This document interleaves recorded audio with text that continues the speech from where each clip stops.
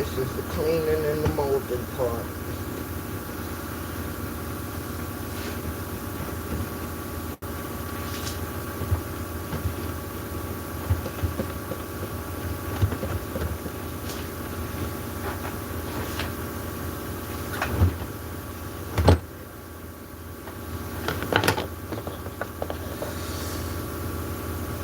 Blessed Elder, Grand Rising, man.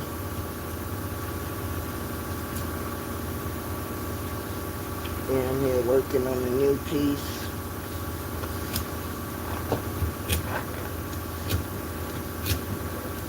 I'm just cleaning it right now and molding certain spots out.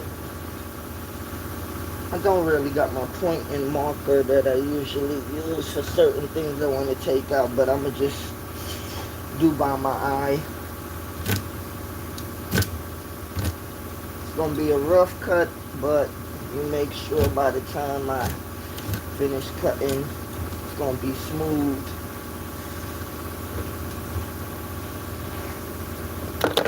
Because if you see like this part,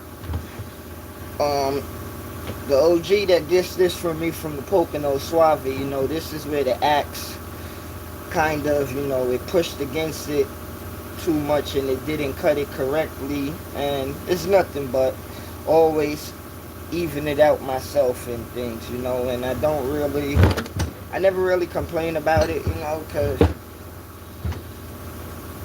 the person that gets me the wood bring this like 3 hours away, you know. All of this wood comes from 3 hours away from me, you know, and the person that I get it from is the old school Italian guy, and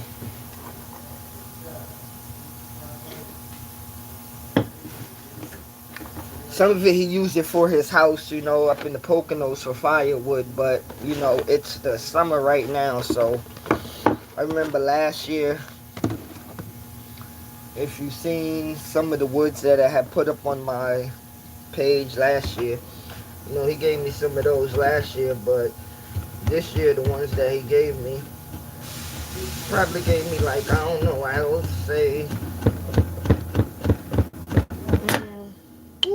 sorry about that, excuse me, how can I say, he probably gave me like, I don't know, I think like 6 rolls, you know, but he cut all of them up into 4, you know, for me, and he cut them into different pieces, you know, so, and like into different shapes, you know, and to be honest with you, it was good that he cut them into different pieces and shapes, because when he cut them in different pieces and shapes, it made me to be more creative with my mind, you know?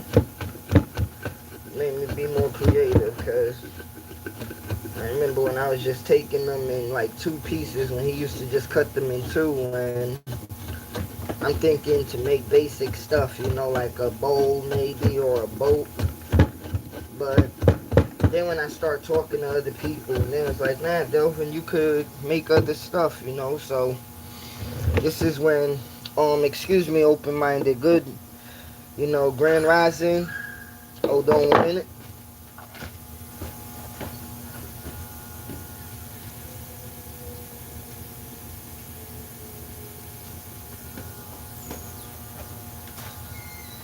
Yeah, Grand Rising Elder, you know, well, I hope all good with you.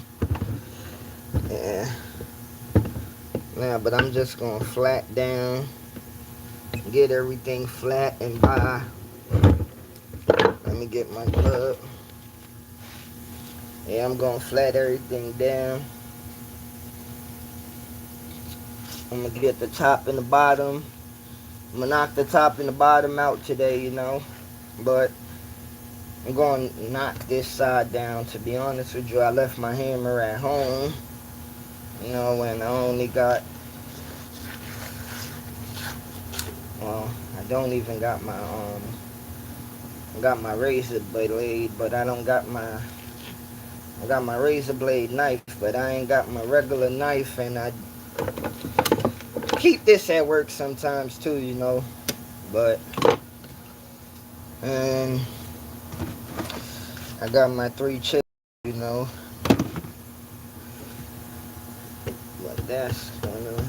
I got some Gator sandpaper, and trust me, Gator sandpaper.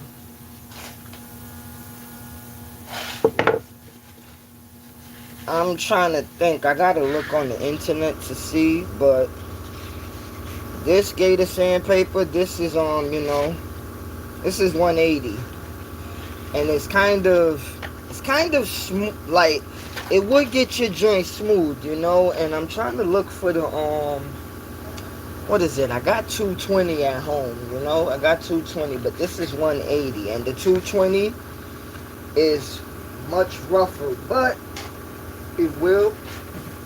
I was trying to see if I had any 220 at the job, but I don't got any more. All I got is what I have right here. Well, these are the 2 that I had get from what is it? I bought these from Walmart in the you know, what's that section called? The sheriff is just here. Who? The sheriff. Hold on. The sheriff. What they want? Back taxes. Back taxes. Because it's bigger. Because it's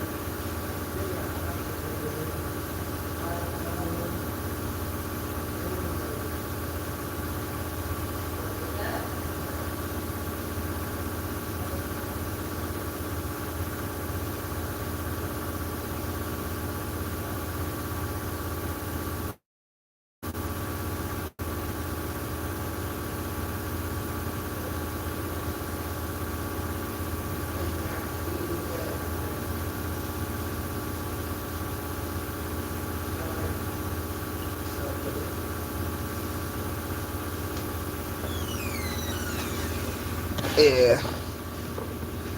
You know, but I got 220, and I'm trying to remember the other level that I have at home, but I got 200, 220, and there was another rougher one that I got, because it's you know, is very good, you know. And the 220, you don't really like have to put too much energy into it and hand into it. And to be honest with you, I bought a sander like probably last month, you know, a heart sander, but that joint don't work, and I threw the receipt away. And I can't I ain't gonna, like, I'm not the type to really like take things back to the store. I'd rather chuck it up, you know. And what I mean by chuck it up is forget about it and let it you know, like, let that go, you know. And I was there telling my boy cousin that work at the horse track, I was telling him, I said, you know what, I said, I got it at the crib, because I got the charger, and I got the sander, excuse me. I said, I'm gonna just give it to somebody, you know, but before I give it to somebody, I'm gonna try to fix it. Because I had it in my crib when I bought it home and all that. I charged it for 2 days, you know. I charged it at work. I charged it at the house. I charged it like in different spots in the house. I charged it in my room. I charged it in the living room, you know. And it wouldn't work, you know. So I just left it there in the crib every day and ain't really paying no attention to it. But I told my cousin the other day, I'm gonna try to fix it before I give it away to somebody, you know, or I'm gonna give it to somebody that got more knowledge about fixing it than me, you know, and they could have it, you know. And I'll just buy me. To be honest with you, the company is Heart, and that, like, I was buying it because I trusted their company, but it was like, wow, I gotta go back to Milwaukee, DeVault, Stan Lee, you know, like, hold on, let me see if I show you. Let me show. And this is why it's important when you buy tools.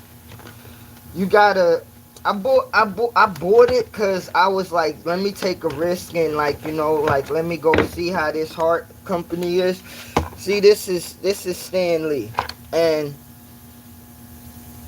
this this shit been rocking out since I could remember, and I never bought anything, and this, to be honest with you, I can't remember how long I had these, but I had these for over 9 months. And you see, the only thing I got to do is sharpen them myself, All I got to do is sharpen them myself. Other than that, they're very, durable. Look, like, this won't break, like, this is they're very durable, even from the skinniest one.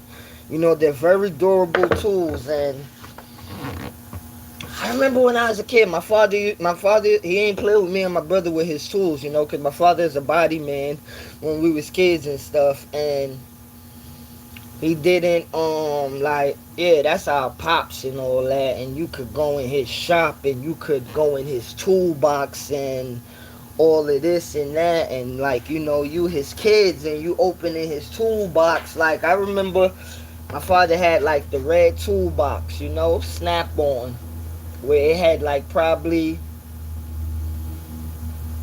like 12 drawers, and the last drawer was the drawer where you put the big sander, the big jackhammer, and all of the big tools. And that was, as a kid, that was the heaviest drawer. You never wanted that drawer to fall out, because when you open the drawer halfway, the big drawer, if you were to open it all the way, it fall out, and you gotta pick that joint back up. But the thing is, you have to take all the tools out.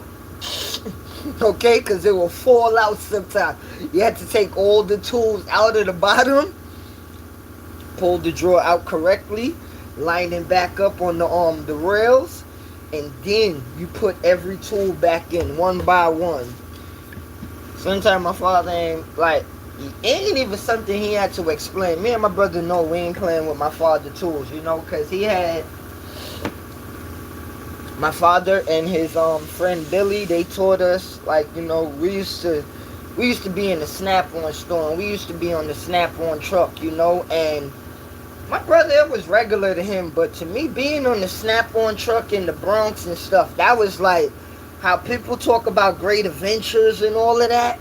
Being on the Snap-on truck was like great adventures to me, because you see the new Snap-on wrench, you see a new hammer, you see a new screwdriver, you see a new, vice grip, pliers, and you be there like, yo, and then it had different, this one, like right now, right, somebody will sell you this, right, depending on how it is, you may get this for somebody for $5 or whatever, but back then, right, this gonna be in a package, right, by itself, solo, you feel me, for $7 or something, and it's worth it.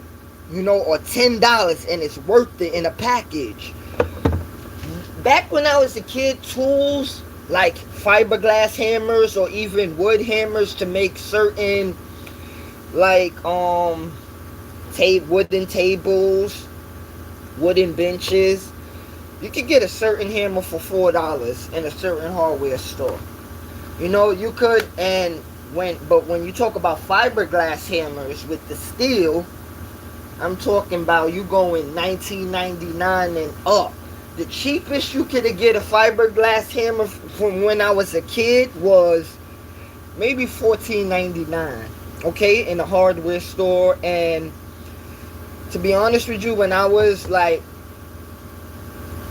knew about Home Depot as a kid, but Home Depot wasn't big as a kid growing up in the Bronx and Brooklyn. You feel me? Because we had independent hardware stores in the neighborhood, and the independent hardware stores was more popular than Home Depot and Lowe's in our community, because people that was homeowners, if you wanted to get chains and stuff, like, I'm gonna show you.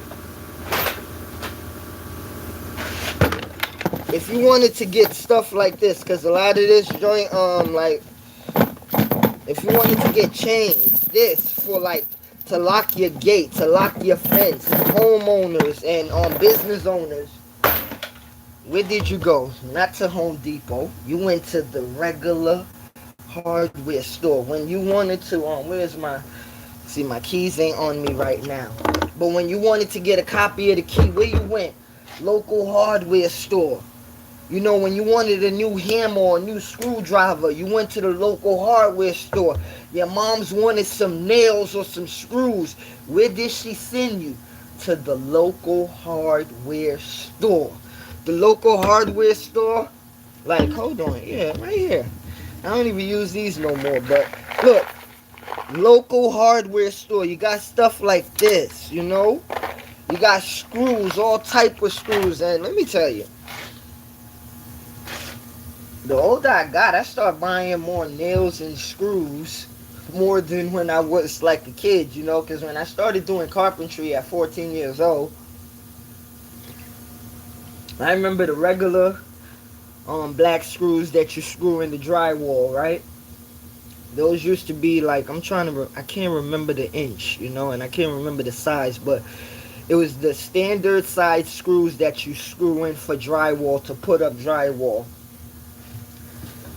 Yo, I remember when I used to just buy the regular box, and let me tell you, man, this one you could get a, look, get a good box like this, right?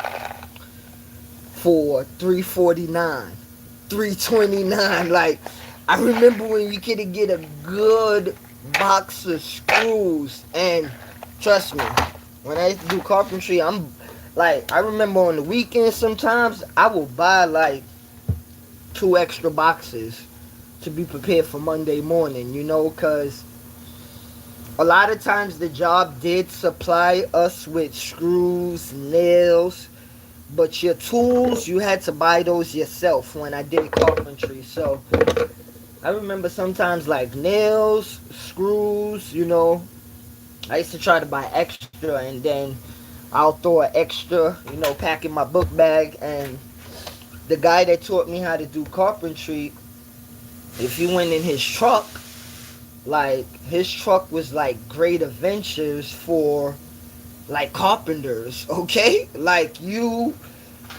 I remember looking in his truck, I seen tools in his truck that I didn't even see when I was a kid, like looking in his truck. And I remember I used to have like basic tools, you know, and the shit is, I'm gonna be real to y'all.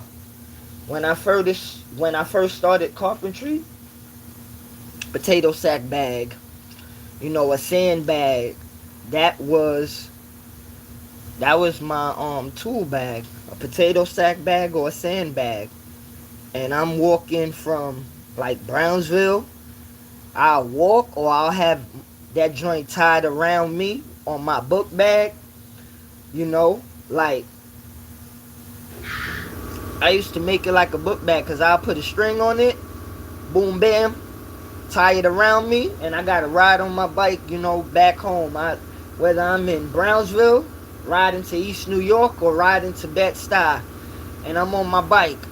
And sometimes, you know, I had to tie the tools to the bike, you know, in the bag, you know, because sometimes it was kind of uncomfortable. You got a sandbag around your back, and you got a string, you know, that you tied around, you know, and it was crazy. And I remember one time, like, all those times I never had a tool bag, you know. I never had a tool bag, or I never even had a lasso around my waist to put my tools in, you know. I used to throw all my tools out on the floor, and I used to be ready to work when I come to work with my joint. And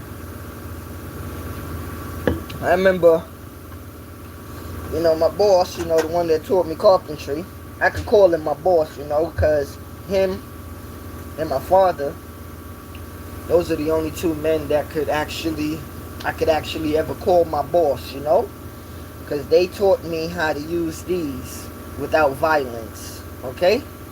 And they taught me how to use these, and you could help people, okay? You don't got to use violence. Now, I remember I had to start getting my pouch, you know, because they was like, yo, you gotta go buy a pouch, man. And I remember back then, yo, a pouch was like $30. Cheapest one was $20. So I remember my first pouch was a leather pouch, you know, black, and brown. It had a section for your hammer. It had two sections for your damn, what's the joint called? Pliers, a flathead screwdriver, a regular screwdriver. You had the hammer part, you know, with the steel where you could put your hammer in, just put your hammer in and hold your hammer. You had a tape measuring part, but to me, to be honest with you, I used to put my tape inside of my, like, you know, inside of my belt waist, you know, just like, you know,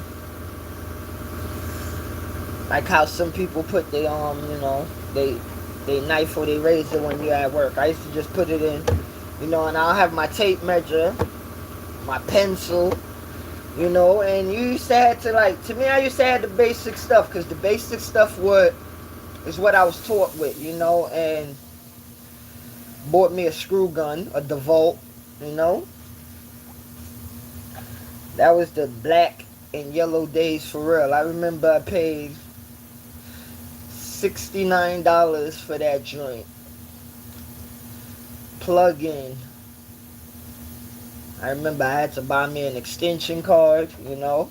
Old school extension card days, you know. I had bought me a white extension card for myself, you know, because one thing I tell the new people that do carpentry or electric work, make sure when you going to work with a whole bunch of men to do carpentry, electricity work, or even any type of construction work.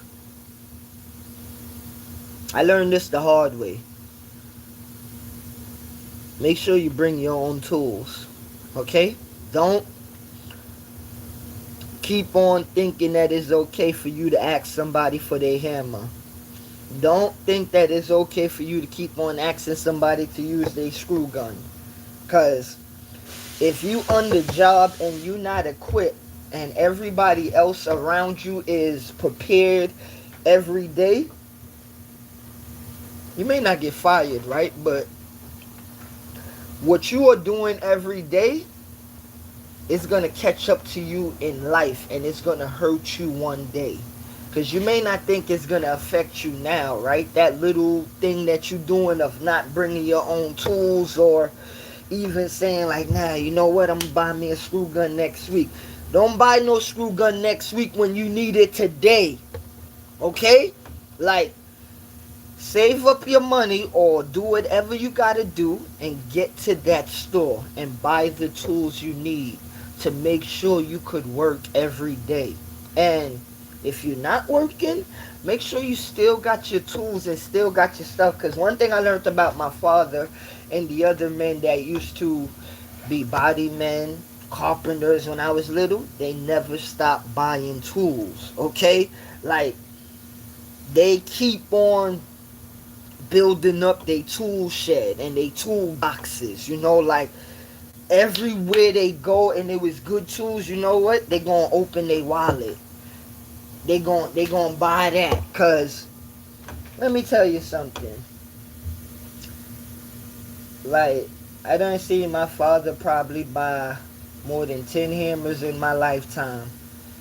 And I'm talking about paint hammers, the ones with the pointy tip. That's pointy like this. Okay?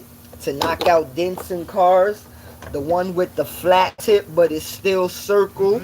To bang on the cars, to bang dents out. I done see my father buy stone. It's a steel thing where you put him back of the car and you use the hammer and you mold the car back into its shape, okay? I done seen like how people pull out, let me tell you, how people pull out collisions now, right? Of car damages.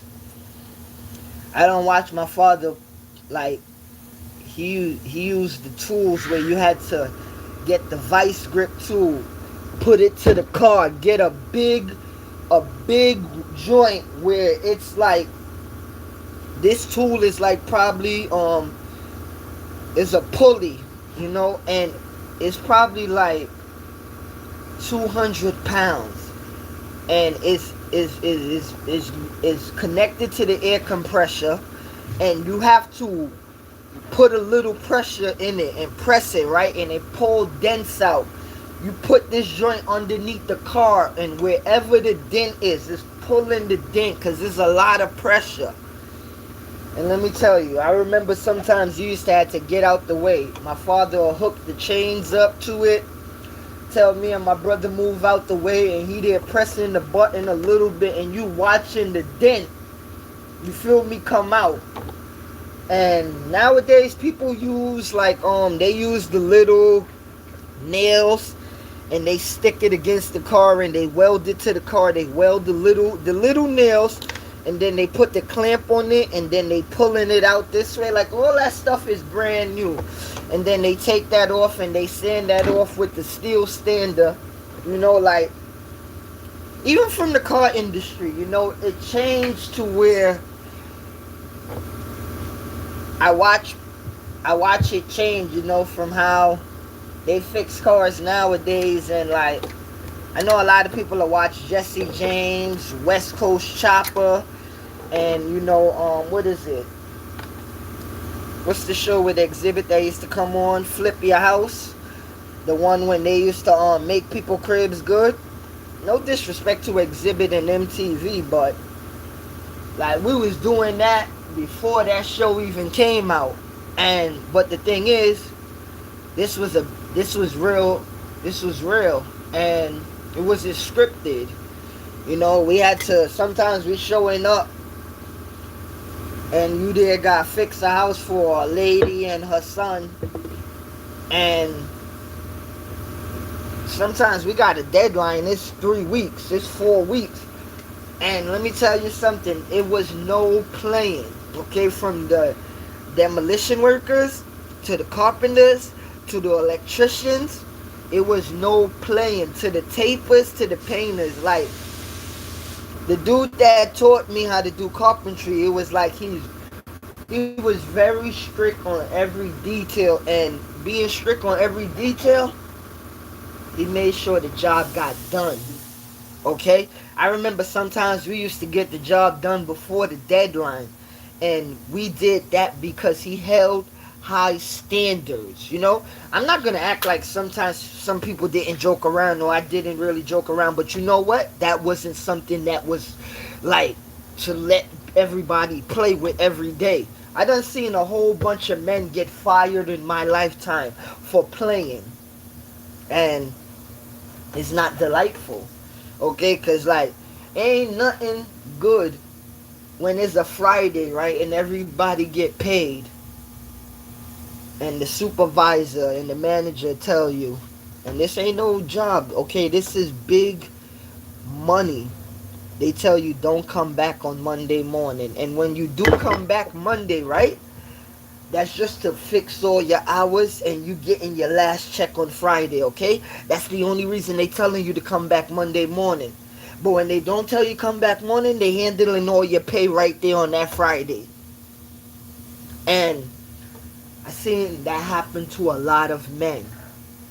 And it's not good. It's not good, cause, and I remember I was there telling my brother yesterday, I said, yo, some people make mistakes, but you can't continue to keep on making the same mistakes, you know? Because, like, some people, you can't fault them, really, for certain mistakes, you know? And some people, you not fault them for it, but if you see something, right, and they keep on doing it, you be like, yo, what's going on, man? Like, come on, you gonna have to at least fix the situation, you know? You're gonna have to fix the situation. You're gonna have to make stuff better.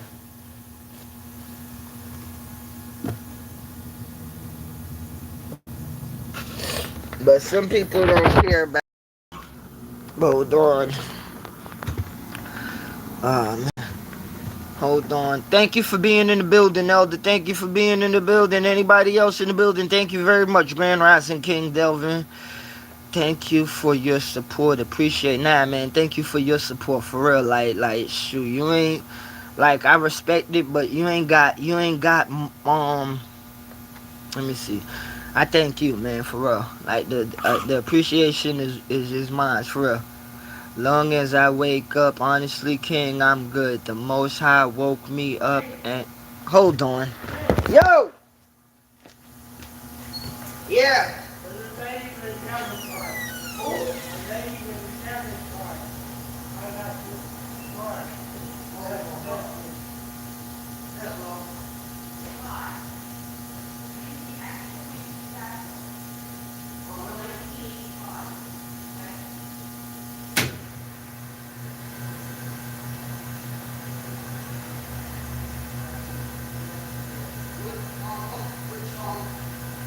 What number car wash you want?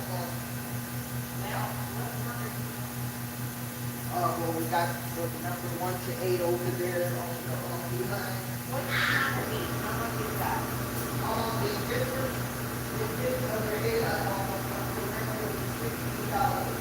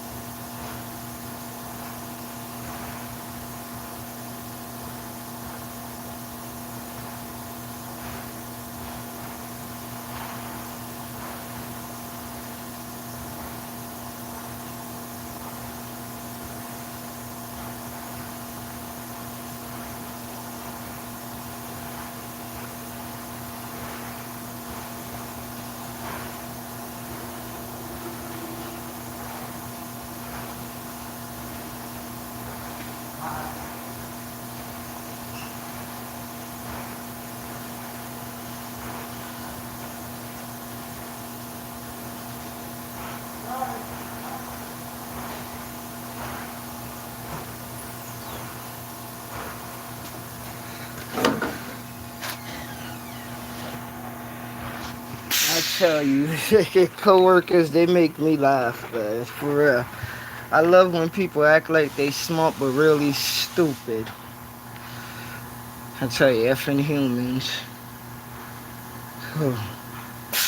I don't know how I do it with these humans in this world, but as I say, I congratulate myself. I changed a lot. For real. Some people are incredibly stupid. My grandfather was serious about his tools. You can use them, but you better put them back where it belongs. Else he will flip out. Oh yeah, I don't play with, man. Shit, there's some grandfathers you couldn't touch their tools. Your grandfather was nice making people touch his joints. You know, he had some grandparents. You ain't touching their tools. That's like when grandma tell you don't touch that pot spoon. You know, like she gonna give you some food, you know, but you better not touch that spoon until that food done. You know? If we lost his measurement tape, Gramps would go crazy. Grandma would used to say, y'all better find that man's measuring tape or else. No, hold on.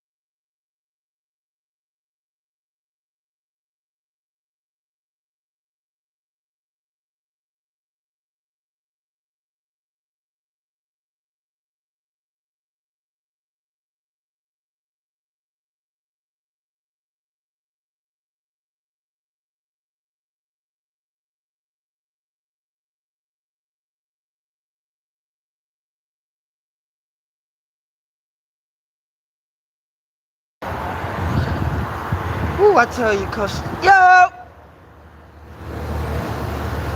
yeah, sorry about that.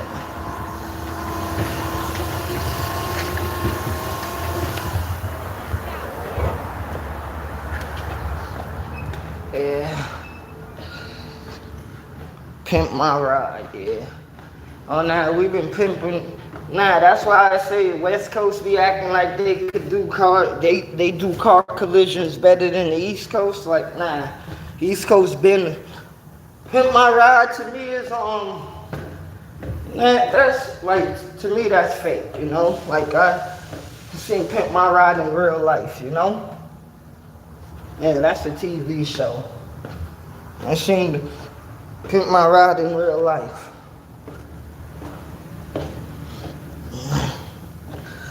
Oh, man.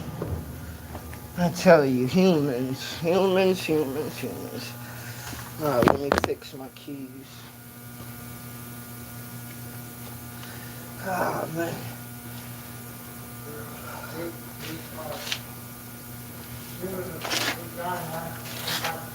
Hey, all you have is $100 bill and all you have to bring money to keep quiet.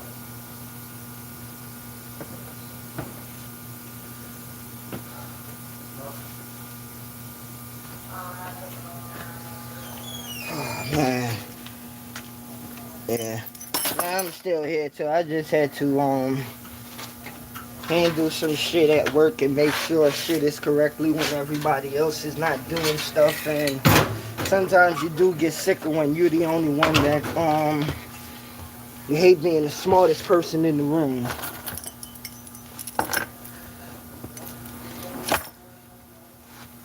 For real.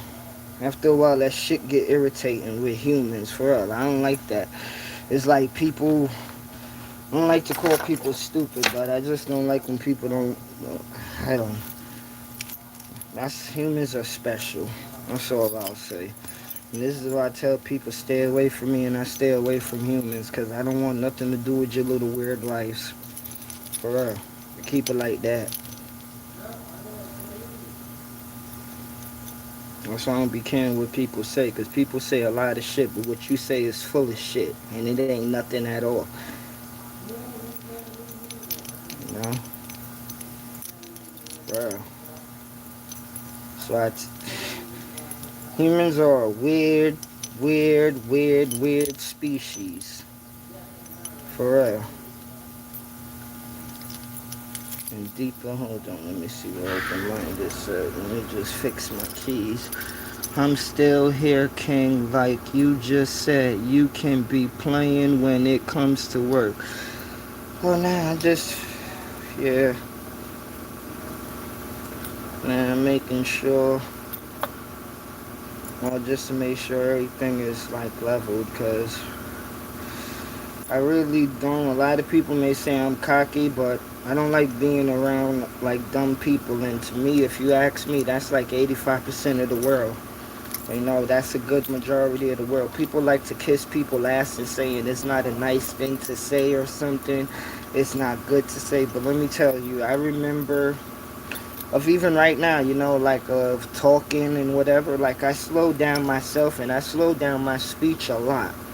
I used to talk very fast. I used to do a lot of things very fast. And when I slowed down, oh shit, I should not say that way. When God slowed me down, because it wasn't like something that I wanted. Because if I was keep on going rapid fire, I'd have still been going rapid fire, and I'd have still been going fast. But you don't understand when it's time to slow down. It's time to slow down. And I did a lot of things fast in my life, and let me tell you, I always know the universe and God was going to stop me and slow me down. And it did. Like, but I always say, you know, you slow me down, you don't know what I had to journey through. But it's okay. You know, because sometimes you need to slow down and speed up. And I learned over the years, this ain't really slowing down, but it's just me watching everything in a different motion. And actually, I am seeing things better and even more clear.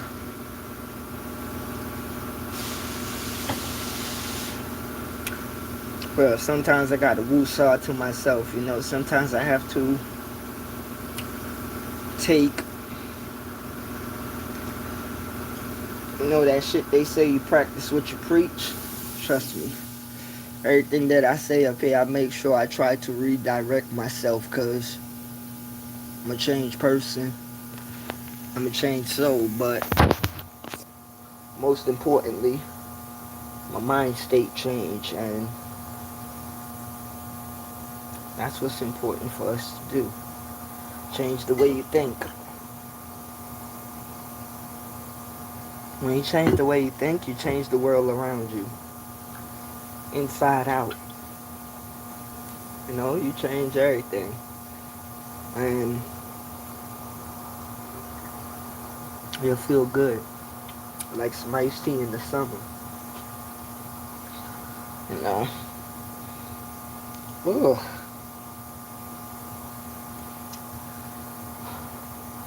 Today, Thursday.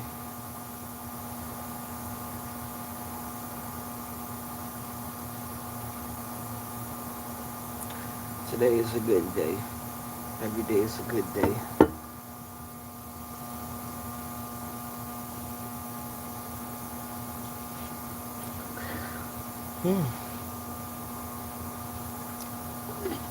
Yeah, I can't wait for this NBA season to start as well, you know, because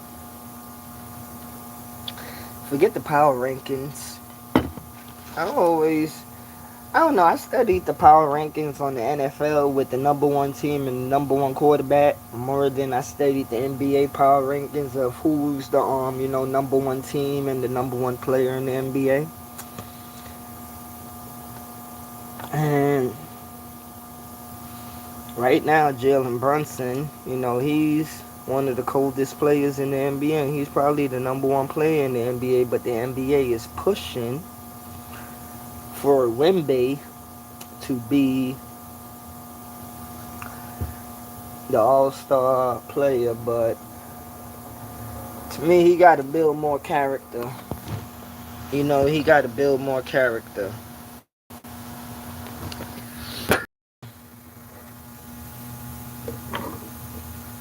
He got to show more respect.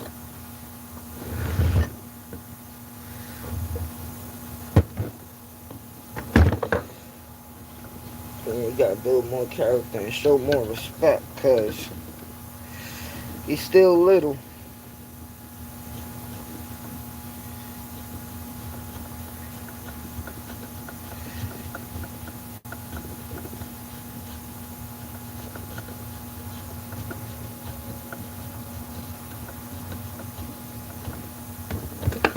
He's still a little kid. He still got a lot to grow.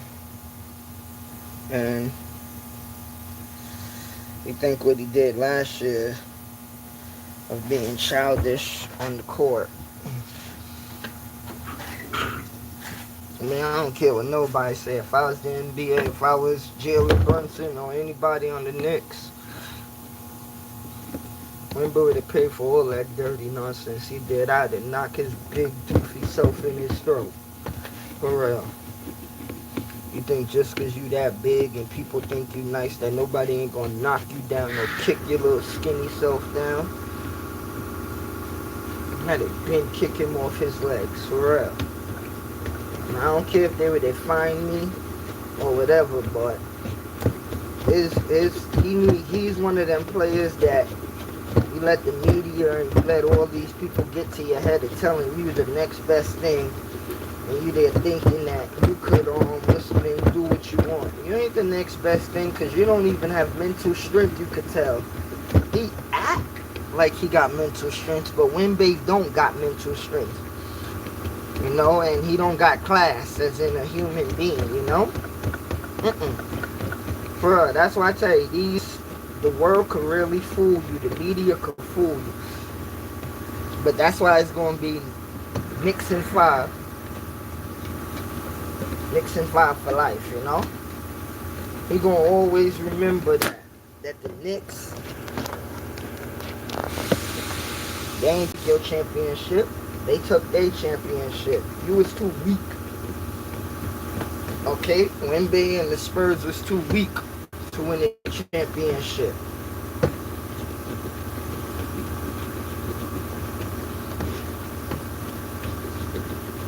For real. It's okay to have aggression, but you gotta make sure you put your aggression in the right place.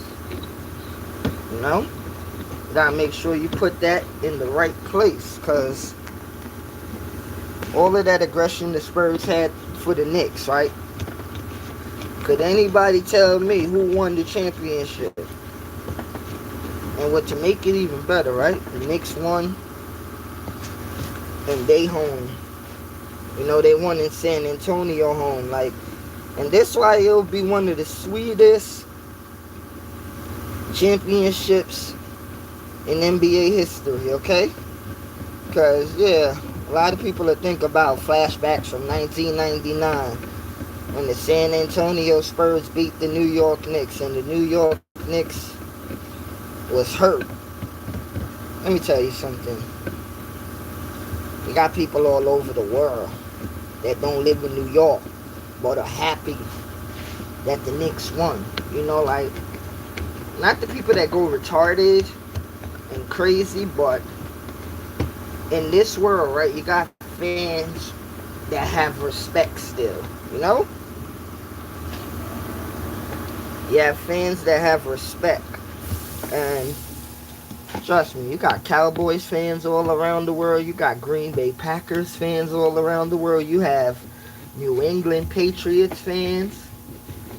You have Brazil, the soccer/football team. Cowboys, you Yankees, Mets. You know, like Diamondbacks. Like, people have to start realizing, and they don't get it, some sports teams and some sports players, right? They wake people up. They wake nations up. They wake cities up. They wake countries up. Okay? That's why they could tell you in soccer, right? You could lose in soccer/football, right? But still win. Okay? Because that's one of the only, like, a lot of sports in the world, if you think with good, like, you know, sense of, like, you just lost a match, but you ain't just lose this match. You got to look at all your mistakes and missteps of why they beat you and your team. And when you look at those, you could be better for the next time if you want to practice to be better for the next time. You know? You don't look at one loss or even a couple of losses and you don't let that define you, okay? Don't let that define you at all. Because if you let that define you, that'll be bad. That'll be bad. And for some people, they can't recover like some people could. Okay? Some people can't recover like some people could. And some people, they hate to see you win. They hate to see you shine. For real. They don't like to see you win. They don't like to see you shine.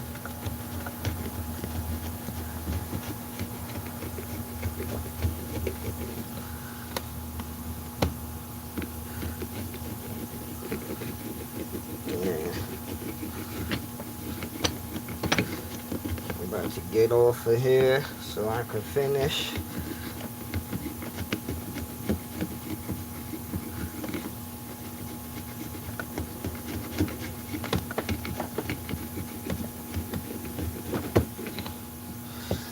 Okay, everybody, have a blessed day. Enjoy.